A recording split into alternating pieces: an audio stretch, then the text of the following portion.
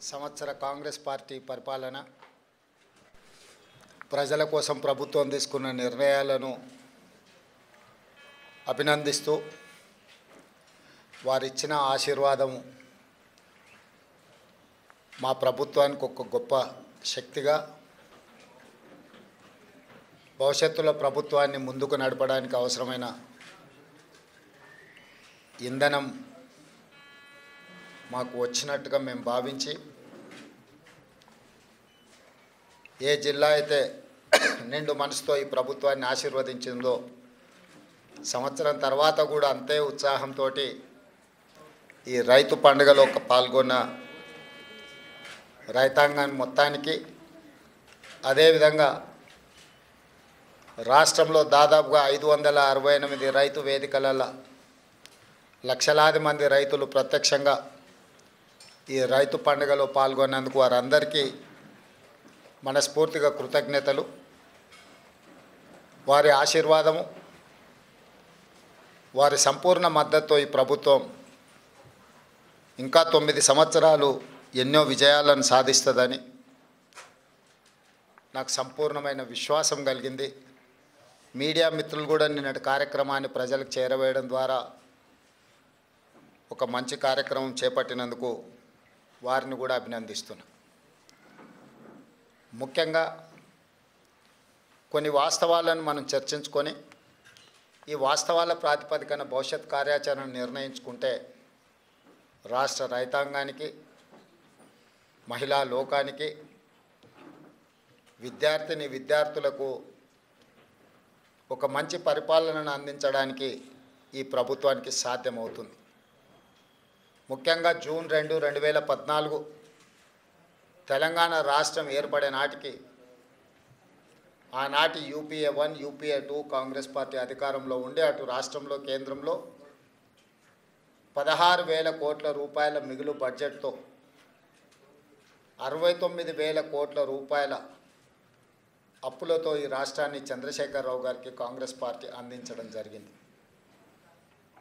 సరిగ్గా 10 సంవత్సరాలు పూర్తి చేసుకొని మళ్ళీ చంద్రశేఖరరావు గారి నుంచి కాంగ్రెస్ పార్టీ అధికారాన్ని చేపట్టే నాటికి 7 లక్షల కోట్ల రూపాయల అప్పు, ప్రతి నెల 6,500 కోట్ల రూపాయలు ఆయన గారు చేసిన అప్పుకు అసలు మిత్తి చెల్లించే పరిస్థితిలో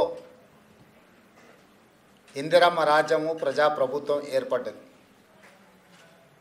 వాస్తవంగా 7 లక్షల కోట్ల రూపాయల అప్పు ఉందన్న సంగతి ఆ 10 సంవత్సరాలలో ఏ సందర్భంలో కూడా ఆర్థిక నిపుణులు కానీ, రాజకీయ విశ్లేషకులు కానీ, గత ప్రభుత్వంలో బాధ్యత వహించిన చంద్రశేఖరరావు గారు కావచ్చు, హరీష్ రావు గారు కావచ్చు, లేదా ప్రభుత్వంలో ఆర్థిక మంత్రిగా పనిచేసిన ఈటల రాజేందర్ గారు కావచ్చు, ప్రజలకు ఏ రోజు వాస్తవాలను తెలుసుకునే అవకాశం కానీ వివరించే ప్రయత్నం కానీ జరగలేదు.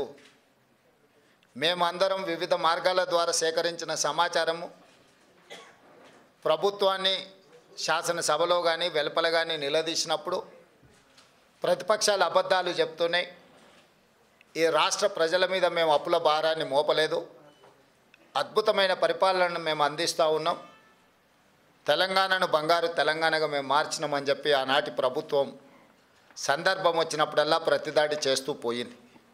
సరే, ఏది ఏమైనా డిసెంబర్ 7, 2023 నాడు మేము అధికారం చేపట్టిన రోజుకి, అధికారం చేపట్టిన వెంబడే డిసెంబర్ 9, 2023 నాడు శాసనసభ సమావేశాలు ఏర్పాటు చేసి మేము వైట్ పేపర్ రిలీజ్ చేయడం జరిగింది.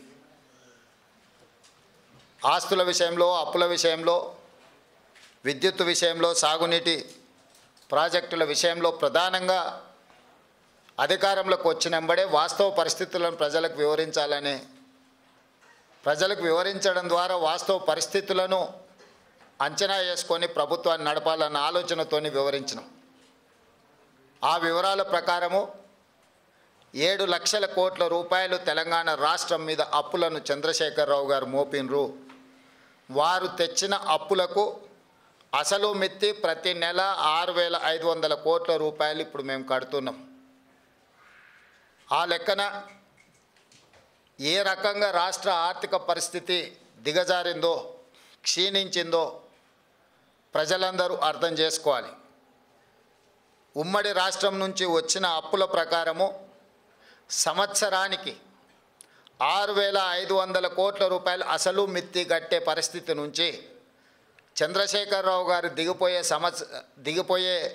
సమయానికి ప్రతి నెల 6,500 కోట్ల రూపాయలు అసలు మిత్తి గట్టే పరిస్థితి వచ్చింది.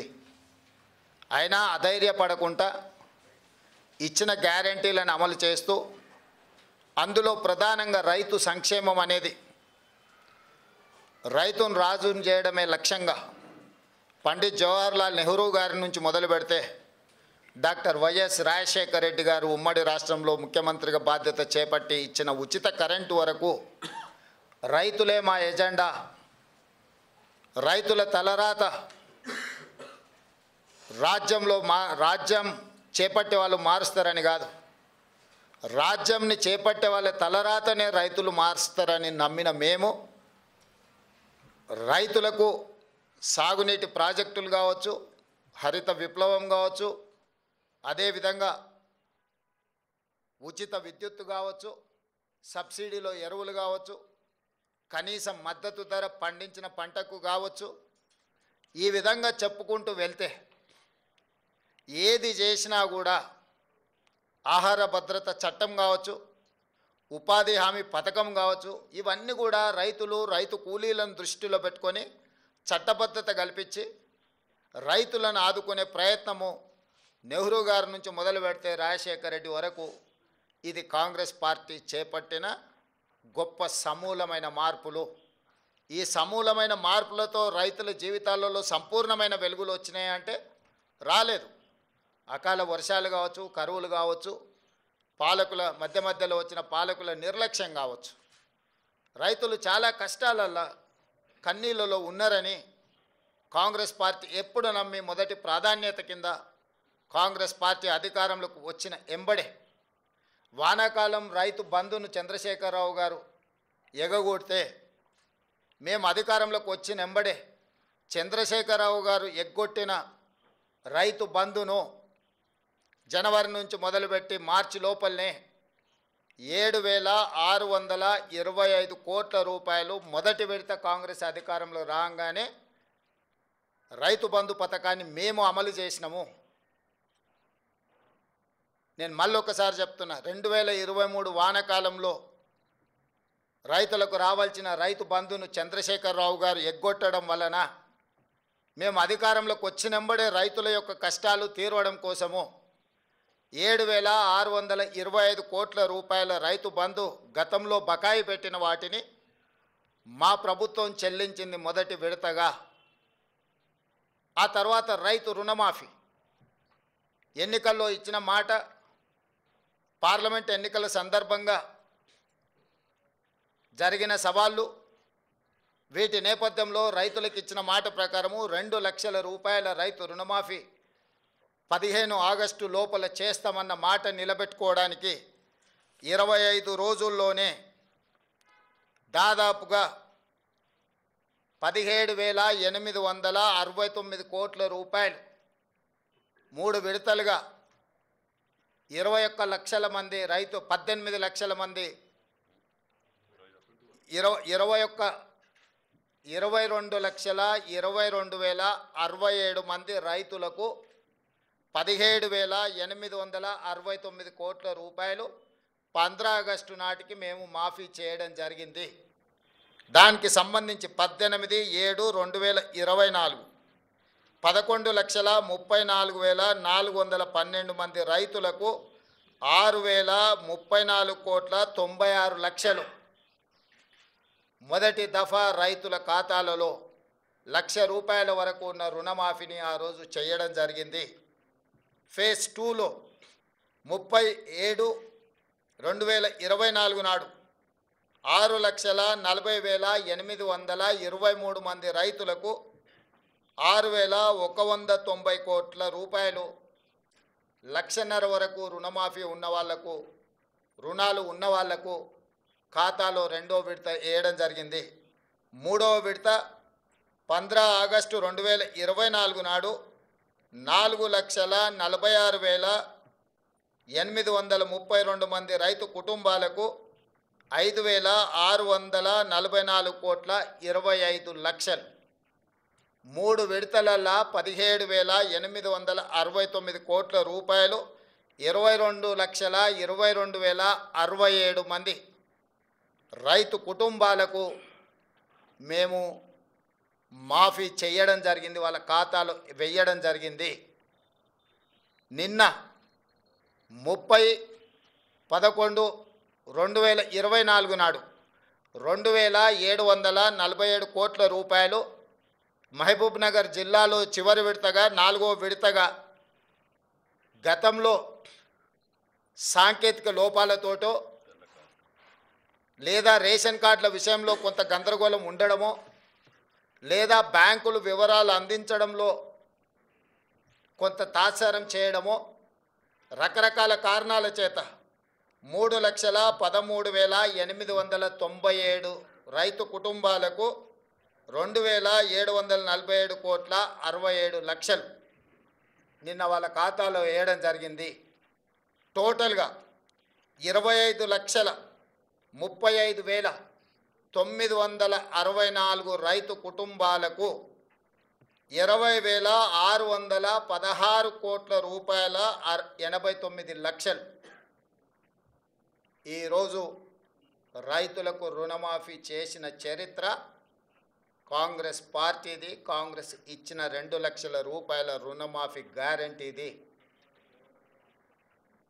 దేశ స్వతంత్రం వచ్చినప్పటి నుంచి ఈనాటి వరకు ఈ రోజున్న 29 రాష్ట్రాలు కానీ గతంలో పెద్ద రాష్ట్రాలుగా ఉన్న ఉమ్మడి రాష్ట్రంలో కానీ స్వతంత్రం వచ్చినప్పటి నుంచి ఈనాటి వరకు కేవలం రైతు రుణమాఫీ ఇంత తక్కువ సమయంలో 25,35,964 రైతు కుటుంబాలకు 20,616 కోట్ల రూపాయలు ఏ ప్రభుత్వము చెయ్యలేదు. గతంలో మా ప్రభుత్వం కూడా ఇంత పెద్ద ఎత్తున రైతు రుణమాఫీ చెయ్యలేదు. ఈ దేశంలోనే ఇది గొప్ప రికార్డ్. అయినా బీఆర్ఎస్ నాయకులు పదే పదే రైతు రుణమాఫీ గురించి రకరకాలుగా మాట్లాడుతున్నారు. నేను వారు చేసిన వివరాలను ఒకటి పోల్చి చూసుకోవడానికి, పాత్రికేయ మిత్రులు విశ్లేషించడానికి కొన్ని వివరాలు నేను చెప్పదలుచుకున్నాను. 2014లో వాళ్ళు ₹1,00,000 రుణమాఫీ గురించి హామీ ఇచ్చారు. అధికారంలోకి వచ్చిన తర్వాత 4 విడతలుగా రుణమాఫీ చేస్తామన్నారు. 4 విడతలలో బ్యాంకుల్లో జరిగే మిత్తిలు పెరిగే మిత్తిలను కూడా మేమే కడతామన్నారు. ఆ విడత సరిగ్గా అమలు చేయలేదు. రెండవసారి మళ్ళీ హామీ ఇచ్చారు 2018 ఎన్నికల్లో. 2018 ఎన్నికల్లో కూడా ₹1,00,000 ఏక మొత్తంలో రుణమాఫీ చేస్తామని చెప్పిన ప్రభుత్వం ఆనాడు వాళ్ళకు చెయ్యలేదు. చివరికి ఎన్నికలు సమీపించిన సమయంలో ఔటర్ రింగ్ రోడ్డును అమ్మి హడావిడిగా రుణమాఫీ చేసింది ఎంత అంటే వాళ్ళు 21,35,557 మంది రైతులకు 11,909 కోట్ల 31 లక్షల రూపాయలు మాత్రమే రుణమాఫీ చేసిండ్రు. 4.5 సంవత్సరాల తర్వాత వాళ్ళు రుణమాఫీ చేయడం వల్ల ఈ ₹1,00,000 రుణము తెచ్చుకున్న వాళ్లకు ఇందులో వడ్డీ ఎంత పోయిందయ్యా అంటే 8,578 కోట్ల 97 లక్షలు. దాదాపుగా వాళ్ళ మొత్తం అప్పులకే పోయింది. అంటే వాళ్ళు తెచ్చిన 4.5 ఏళ్ళు రుణమాఫీ జరగకపోవడం వల్ల అది మొత్తము వడ్డీలకే వెళ్ళింది. దాంతో నికరంగా వాళ్ళు చేసిన రుణమాఫీ ఎంత అంటే 3,331 కోటి రూపాయలు మాత్రమే. సింపుల్గా చెట్టు కింద లెక్కలు చెప్పాలంటే వాళ్ళు ఇచ్చింది 2018 నుంచి 2023 వరకు 5 సంవత్సరాల పరిపాలనలో చంద్రశేఖరరావు గారు ముఖ్యమంత్రిగా రైతులకు 11,909 కోట్ల రూపాయలు రుణమాఫీ చేసిండు. ఆ రుణమాఫీలో వడ్డీ 8,500 78 కోట్ల రూపాయలు వడ్డీ కింద పోయింది. కేవలం 3,331 కోట్ల రూపాయలు మాత్రమే అసలు కింద జమ అయింది. 5 సంవత్సరాలలో ఆయన చేసిన రుణమాఫీ 3,331 కోటి రూపాయలు. వారు ఈరోజు సంవత్సరం తిరగకంటే ముందే దాదాపుగా 20,616 కోట్ల రూపాయలు రుణమాఫీ చేసిన మమ్మల్ని తప్పు పట్టాలని, దోషిగా నిలబెట్టాలని ఏదో ఊబలాట పడుతున్నారు. ఇది రైతులు గమనించరా? రైతులకు అర్థం కాదా? ఎందుకంటే రైతు అప్పు తెచ్చుకున్నది, రైతు మిత్తి చెల్లించింది, రైతు రుణమాఫీ జరగక బాధపడ్డది రైతు. ఈరోజు మేము వేసే సొమ్ము రైతుల ఖాతాల్లో ప్రత్యక్షంగా పడుతుంది. కాబట్టి తద్వారా రైతులు ఎంత ఆనందంగా ఉన్నారో ఈ విషయాలను పరిగణలోకి మీడియా మిత్రులు కూడా తీసుకోవాలి. ఇప్పుడు మీరు రైతు బంధు వానాకాలము బకాయి పెట్టి పారిపోతే మీరు పెట్టిన బకాయిని కూడా వస్తానే 7,625 కోట్ల రూపాయలు మేము చెల్లించిన వానాకాలం రైతు బంధు. ఇప్పుడు ఇందులో కూడా మీరు చాలామందికి ₹1,00,000 వరకు ఉన్న రుణాలు మీరు చెల్లించకపోవడంలో, అసలు మిత్తి ఏది చెల్లించకపోవడం వల్ల 20 లక్షల మంది రైతులు దాదాపుగా కొత్తగా తీసుకున్న రుణాలు కాదు, 2018 నుంచి 2023 వరకు మళ్ళీ రెన్యువల్ చేసుకున్నారు ఆ అప్పును వాళ్ళు. ఇవాళ వాటన్నిటినీ మేము చెల్లించాల్సిన పరిస్థితి వచ్చింది. అందుకే మేము 12/12/2018 నుంచి 9/12/2023 వరకు ఆ 5 సంవత్సరాలలో బ్యాంకులలో తీసుకున్న అన్ని అప్పులను మేము కట్టినాం. చంద్రశేఖరరావు పరిపాలించిన 5 సంవత్సరాల కాలంలో రైతులు చేసిన అప్పు 12/12/2018 అంటే రెండోసారి చంద్రశేఖరరావు గారు ప్రమాణ స్వీకారం చేసిన రోజు నుంచి చంద్రశేఖరరావు గారు దిగిపోయి మేము ప్రమాణ స్వీకారం చేసి మొదటి రోజు అసెంబ్లీ ప్రారంభించే తారీఖు వరకు దాదాపుగా 5 సంవత్సరాల పూర్తి కాలంలో రైతులకు ఉన్న 2 లక్షల రూపాయల వరకు రుణమాఫీని మేము చేసి రైతుల పట్ల రైతు పక్షపాతిగా మా ప్రభుత్వం ఉన్నదని మేము నిరూపించుకున్నాము. అది రుణమాఫీ విషయం. రైతు బంధు మీరు వానాకాలం బకాయి పెడితే మేము వచ్చినెంబడే ఆ బకాయి ఇచ్చినాం. ఇప్పుడు నేను మళ్ళీ రైతులకు మాట ఇస్తున్నా, సంక్రాంతి పండుగ తర్వాత రైతు భరోసా మీ ఖాతాలలో వేసేది సోనియమ్మ గ్యారంటీ, ఇందిరమ్మ ప్రభుత్వము. ఏ రైతులు ఎలాంటి మారీచులు సుబాహులు వచ్చి మీకు అబద్ధాలు చెప్పి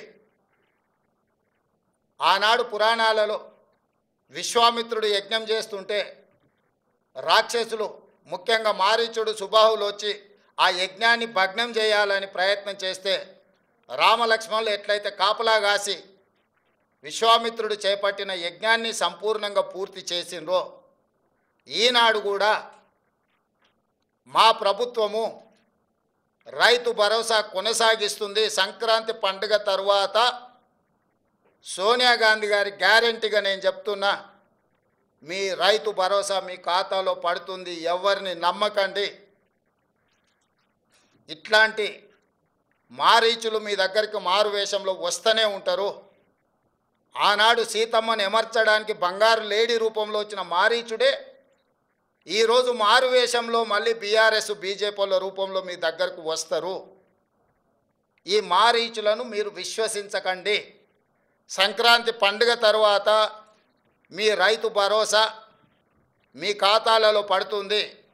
విధి విధానాలకు సంబంధించి మంత్రివర్గ ఉపసంఘం వేసిన బట్టి విక్రమార్క గారు, పొంగులేటి శ్రీనివాసరెడ్డి గారు, తుమ్మల నాగేశ్వరరావు గారు, ఇతర మంత్రుల చేత మంత్రివర్గ ఉపసంఘాన్ని విధి విధానాలను ఖరారు చేయడానికి వేసినాం. రాబోయే శాసనసభ సమావేశాలలో విధి విధానాల మీద చర్చ పెట్టి ఏ రకంగా కార్యాచరణను తీసుకొని ముందుకు వెళ్దామో నిర్ణయించుకొని డిసెంబర్ నెలలో జరిగే శాసనసభ సమావేశాలలో సభలో చర్చ చేసి విధి విధానాలను ఖరారు చేసి సంక్రాంతి పండుగ తర్వాత మీ రైతు భరోసా మీ ఖాతాలలో వేసే బాధ్యత మా ప్రభుత్వం తీసుకుంటుందని చెప్పి నేను రైతులకు గ్యారంటీ ఇస్తున్నా. రైతు రుణమాఫీ చేస్తామన్నాం, చేసి చూపించినాం. రైతు బంధు చంద్రశేఖరరావు గారు బకాయి పెట్టి పారిపోతే వాటిని కూడా 7,625 కోట్ల రూపాయలు రైతుల ఖాతాలో మేము వేసినాము. ఇప్పుడు కూడా రైతులకు రైతు భరోసా అందించే బాధ్యత మా ప్రభుత్వం తీసుకుంటుంది. దీనికి సంబంధించి శాసనసభలో చర్చలు చేసి మంత్రివర్గ ఉపసంఘం ఇచ్చే నివేదికను శాసనసభలో ప్రవేశపెట్టి విధి విధానాలను ఖరారు చేసి రైతు భరోసా పథకం కొనసాగుతుంది. మారీచులను మారువేషంలో వచ్చే వాళ్ళను, అది బీఆర్ఎస్ వల్ల బీజేపీ వల్ల చూడకండి, నమ్మకండి, వాళ్ళ మాటలు వినకండి. అదేవిధంగా ఈ సీజన్లో మేము వరి వంగడాల విషయంలో 500 రూపాయల బోనస్ ఇస్తామని చెప్పినాం. చాలా అపోహలు సృష్టించే ప్రయత్నం చేసినారు. ఎవరయ్యా అంటే గతంలో వరేస్తే ఉరేసుకున్నట్టే కొనుగోలు కేంద్రాలే ఉండవు, కొనుగోలు కేంద్రాలు ఎత్తేసినాము, ఎవరు పండించుకుంటే వాళ్ళ కర్మ అని చంద్రశేఖరరావు గారు ముఖ్యమంత్రిగా అధికారికంగా వారే మాట్లాడి చెప్పారు. ఒకటి కొనుగోలు కేంద్రాలు మూసేస్తున్నాం, కేంద్రం కొనడం లేదు కాబట్టి మేము కూడా కొనడం లేదని బాధ్యత కలిగిన ఆనాటి ముఖ్యమంత్రి గారే మాట్లాడినరు. ఆ తర్వాత ఇంకా ఒక అడుగు ముందుకేసి ఉరేసుకుంటే ఉరేసుకున్నట్టే, అది మీ కర్మ అని చంద్రశేఖరరావు గారు మాట్లాడినరు. ఉరేసుకుంటే అనే పరిస్థితి నుంచి వరి వేసుకోండి, కనీసం మద్దతు ధర ఇచ్చి కొంటమనే కాకుండా సన్నాలు పండించండి, 500 రూపాయల బోనస్ ఇస్తామని చెప్పి ఈ రోజుకి 31 లక్షల మెట్రిక్ టన్నుల వరి ధాన్యాన్ని మా ప్రభుత్వం సేకరించింది. 500 రూపాయల బోనస్ కొనసాగుతుంది. ఒక్కసారి ఇచ్చి వదిలేదు కాంగ్రెస్ పార్టీ. కాంగ్రెస్ పార్టీ ఆనాడు ఉచిత కరెంటు ఇస్తామన్నాం, ఎవరొచ్చినా ఇవ్వక తప్పని పరిస్థితి సృష్టించినము. ఈనాడు సన్నాలు పండించిన వాళ్ళకి 500 రూపాయలు బోనస్ ఇస్తామన్నాం, వానాకాలం ఇచ్చినాం, రేపు వచ్చే సీజన్కు కూడా 500 రూపాయల బోనస్ కొనసాగుతుంది. అయితే రైతులకు నిపుణులు తెలంగాణ సోనా, బీపీటీ, హెచ్ఎంటీ ఇట్లాంటి వంగడాలు వేస్తే ఎక్కువ ఉత్పత్తి వస్తుంది, రైతులకు మేలు జరుగుతుంది అని చెప్పి కొంతమంది శాస్త్రవేత్తలు మాకు చెప్పడం జరిగింది. అందుకే నేను రైతులకు సూచన చేస్తున్నా, తెలంగాణ సోనా, బీపీటీ, హెచ్ఎంటీ లాంటి వంగడాలు వేస్తే మీకు పంట అధికంగా వస్తుంది. ఇవి తెలంగాణలో ఎక్కువగా తింటారు. ఎందుకు ఇలాంటివి ఏమంటున్నాం, చాలా రకాలు ఉన్నాయి, 31 రకాలు ఉన్నాయి సన్నాలకు సంబంధించి మేము జీవో ఇచ్చినాం. కానీ తెలంగాణలో ఉండే ప్రజలు అత్యధికంగా తినేది తెలంగాణ సోనా, బీపీటీ లేకపోతే హెచ్ఎంటీ. ఈరోజు రేషన్ షాపులలో సన్న బియ్యం ఇస్తామని మాట ఇచ్చినాం. మన తెలంగాణ రైతులు తెలంగాణ భూముల్లో పండించిన వడ్లు కొని వాటిని బియ్యంగా మార్చి పేదలకు రేషన్ షాపులో అవే బియ్యం ఇవ్వాలనుకుంటున్నాము. ఈరోజు సంక్షేమ హాస్టళ్లలో ఎస్సీ, ఎస్టీ, బీసీ, మైనారిటీ గురుకులాలు, కస్తూర్బా స్కూళ్ళు, ఏ ప్రభుత్వ పాఠశాలలలో భోజన పథకం అమలు జరుగుతుందో వాళ్ళందరికీ కూడా సన్న బియ్యంతోనే భోజనం పెట్టాలి. అది తెలంగాణ నేల మీద పండిన పంటలతోనే వాళ్ళ కడుపు నింపాలన్న ఆలోచన చేస్తున్నాము. నేను రైతులకు విజ్ఞప్తి చేస్తున్నా, మీరు నాణ్యత కలిగిన సన్న వడ్లు పండిస్తే అవి బియ్యంగా మారి తిరిగి మన పేదల కడుపు నింపడానికి అవకాశం ఉంటుంది.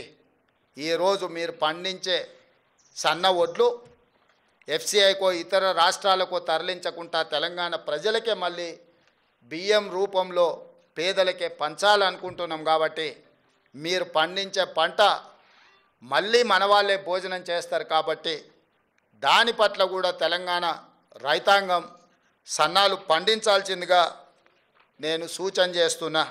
కాబట్టి ఈ విషయాలలో ఎలాంటి అపోహలకు తావు ఇవ్వకండి మీడియా మిత్రులారా. మీ వైపు నుంచి కూడా సహకారం అవసరం ఉన్నది. ఏంటంటే ఈ పథకాలు అమలు చేయడమే కాదు, అమలు చేస్తున్న విధానం కూడా ప్రజలకు చేరాలి. ఆ విధానాన్ని వివరించాల్సిన బాధ్యత రైతు బిడ్డలుగా మీ మీద ఉన్నది. ఇక్కడ ఉన్న వాళ్ళు 99% గ్రామీణ ప్రాంతాలలో రైతుల బిడ్డలే ఈరోజు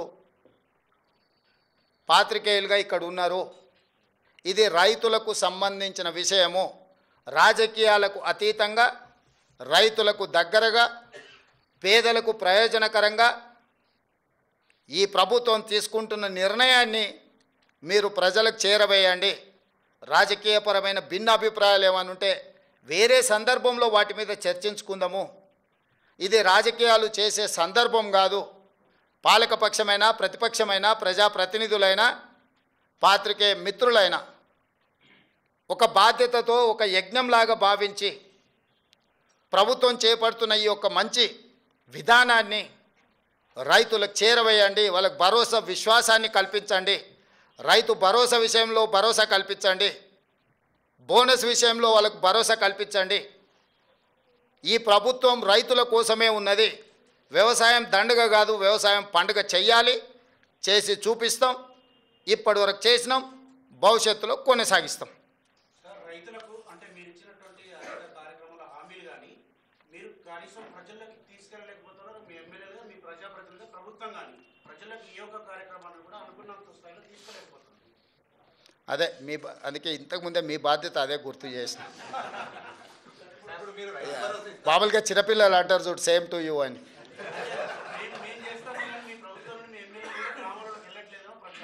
అందుకే అడుగుతున్న మిత్రమా, వాళ్ళు చేసే ప్రయత్నం వాళ్ళు చేస్తారు. ఇప్పుడే కాళ్ళు చేతులు కూడా తీసుకుంటుర్రు. ఎన్నికల సందర్భంగా అయిన గాయాలు మేము మంచి చేస్తే ఆటోమేటిక్గా మీరు చేరవేస్తారనే నమ్మకము, ఇవన్నీ కొంచెం రకరకాల ఇబ్బందులను తెచ్చిపెట్టినాయి. ఆ ఇబ్బందుల నుంచి బయటకు వచ్చి మీరు కూడా తలా ఓ చెయ్యండి. ఎందుకంటే మరీ పేదోళ్ళు అయితే రేషన్ షాప్లో సన్నబియ్యం వస్తాయి. మీకు పొలాలు ఉన్న వాళ్ళు అయితే బోనస్ వస్తుంది. మీరు ఒకవేళ కౌలు రైతులు అయితే 500 రూపాయలు బోనస్ వస్తుంది. రైతు భరోసా వస్తుంది. సో ఇవన్నీ కూడా మనందరికీ ప్రయోజనం చేకూర్చే పథకాలు కాబట్టి మనందరం కూడా బాధ్యతతో ముందుకెళ్దాం. ఇవాళ ఒకరు చేసిండ్రు ఒకరు చేయలేదని మనం ఒకరి మీద ఒకరు ఆరోపణలు చేసుకునే కంటే మనందరం కలిసి ఈ విషయాలను అన్నిటినీ రైతులకు చేరవేస్తే బాగుంటుంది అనేది నా ఆలోచన. బ్యాంకులో 2 లక్షల పైన ఉంటే పై అమౌంట్ చెల్లించుకోవాలి కానీ అది ఎక్కడ కూడా రైతులకు బ్యాంకర్స్ కమ్యూనికేట్ చేయలేదు. దాంతో అది బ్యాంకర్స్ జాబ్ కాదు, అది మీ జాబు నా జాబ్. అది వాళ్ళు చేయరు. ఎందుకంటే వాళ్ళు వచ్చిన వాళ్ళు కట్టిన వాళ్ళు తీసుకుంటారు తప్ప వాళ్ళు ప్రచారం కోసం ప్రత్యేకంగా వాళ్ళకి సిబ్బంది ఉండరు కదా. అదే దాన్ని తప్పకుండా 2018 నుంచి 2023 వరకు ఎవరైతే రైతులకు రుణమాఫీ 2 లక్షలు చేస్తామని మీరు గత ఎన్నికల ప్రచారం సందర్భంగా చెప్పారు. మరి 2014 నుంచి 2018 వరకు తీసుకున్న రుణమాఫీ చేస్తారా లేదా? లేదు, స్పష్టంగా చెప్పినాం కదా. కట్ ఆఫ్ డేట్ కూడా ఇచ్చినాం. మీకు ఎలాంటి అనుమానాలు అక్కర్లేదు. 12/12/2018 తర్వాత 9/12/2023 కంటే ముందు ఈ 5 సంవత్సరాల కాలంలో ఉన్న రుణాలను మా ప్రభుత్వము 2 లక్షల రూపాయల వరకు మాఫీ చేస్తామని మేము స్పష్టంగా చెప్పినాము. దాని మీదనే జీవో ఇచ్చినాం. ఇచ్చిన జీవోకు చెప్పిన మాటకు ప్రభుత్వం కట్టుబడి ఉంది.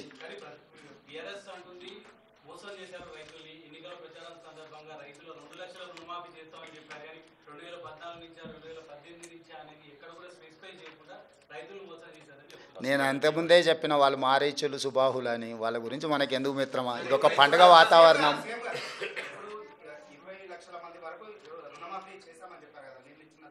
25 లక్షలు.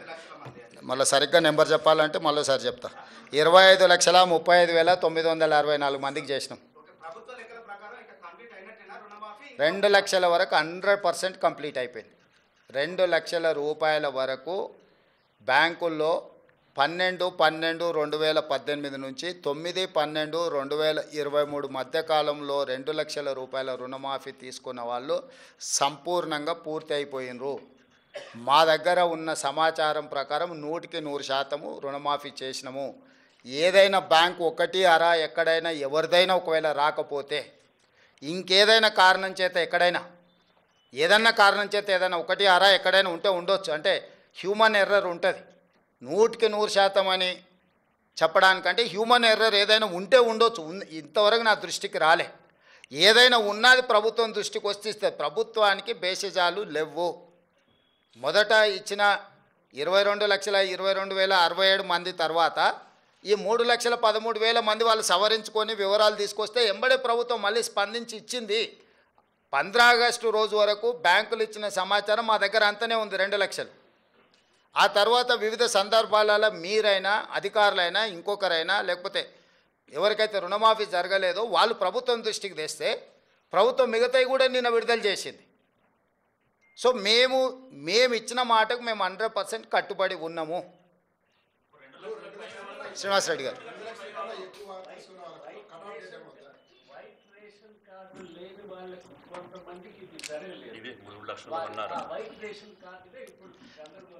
లేదు, ఇప్పుడు మాఫీ చేసిన దాంట్లో కార్డు లేని వాళ్ళని కూడా తీసుకొనే ఇచ్చినాం. ఇప్పుడు ఈ రోజు ఇచ్చిన 3,13,000 పైచే 897 మంది ఉన్నారు కదా, కార్డులు లేవనో లేకపోతే ఇతర కారణాల చేత ఏదైతే బ్యాంకర్సో లేకపోతే అధికారులు ఏదైనా వాయిదాలు పెట్టుకుంటూ వచ్చారో వాళ్ళందరినీ కూడా పరిగణలోకి తీసుకొని ఇచ్చినాము. ఎలాంటి గందరగోళం లేదు. రేషన్ కార్డు లేనంత మాత్రాన రుణమాఫీ జరగదు అనేది తప్పు. భూమి ఉండాలి, భూమి మీద అప్పు ఉండాలి, అప్పు ఈ సమయంలో ఉండాలి. ఇందులో ఉన్న వాళ్ళందరికీ జరిగింది.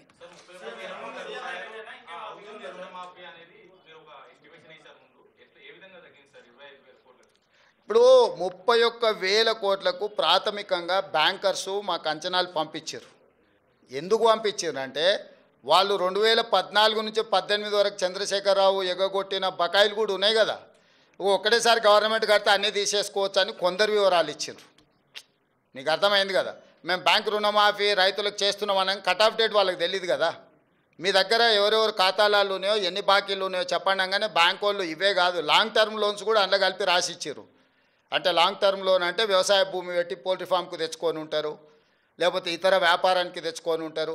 రకరకాల కారణాల చేత లాంగ్ టర్మ్ లోన్లు తెచ్చుకునేవి కూడా వాళ్ళ బ్యాంకులోని అన్నిటినీ ప్రాథమిక అంచనాలు పంపించారు. తర్వాత మైన్యూట్ గైడ్ లైన్స్ ఇచ్చి ఈ ఫ్రేమ్లో ఉండి మీరు ఇచ్చే ఏవైతే వివరాలు ఉన్నాయో సంతకం పెట్టి ఇవ్వమని చెప్పినాం బ్యాంకర్స్కి. తప్పుడు సమాచారం ఇస్తే మేము చూసి ఉంటారు కదా, తప్పుడు క్లెయిమ్స్ చేసినా తప్పుడు సమాచారం ఇచ్చినా చట్ట ప్రకారం శిక్షిస్తామని చెప్పి ఇచ్చిన జీవోలు పొందుపరచడం జరిగింది. దాంతో పూర్తిగా ప్యూరిఫై చేసి రికార్డులను అన్నిటిని కూడా వాళ్ళు 1కి 2 సార్లు పరిశీలించుకొని మాకు వివరాలు ఇవ్వడం జరిగింది. శ్రీనివాస్ గారు శ్రీనివాస్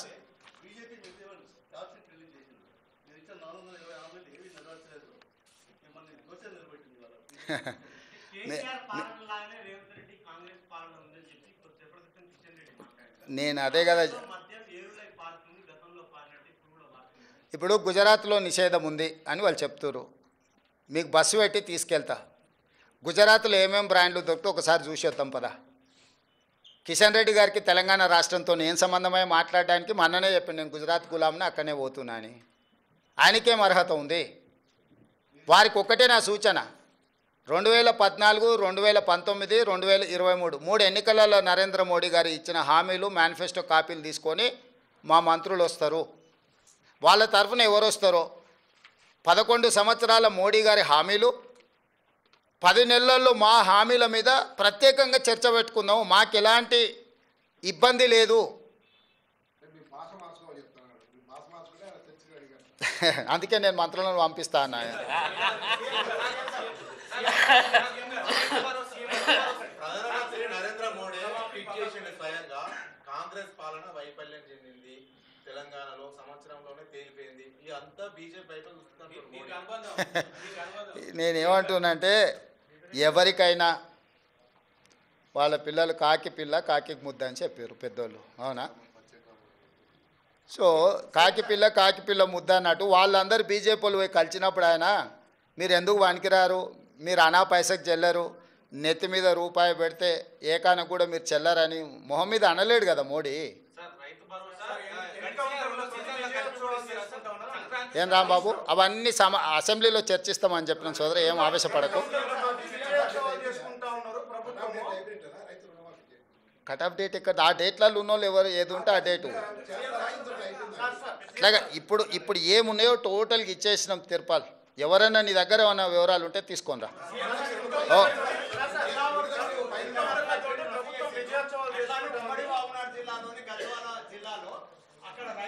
పెద్దనవాడలో కూడా ఆందోళన చేస్తున్నారు సార్. మీరేమన్నా వాళ్ళకి శుభవార్త చెప్తారా? అది మళ్ళీ మాట్లాడుకుందాం. ఇప్పటికాడికి ఈ రోజుకు రుణమాఫీ మీద భరోసా మీద మాట్లాడుకుందాం. ధన్యవాదాలు.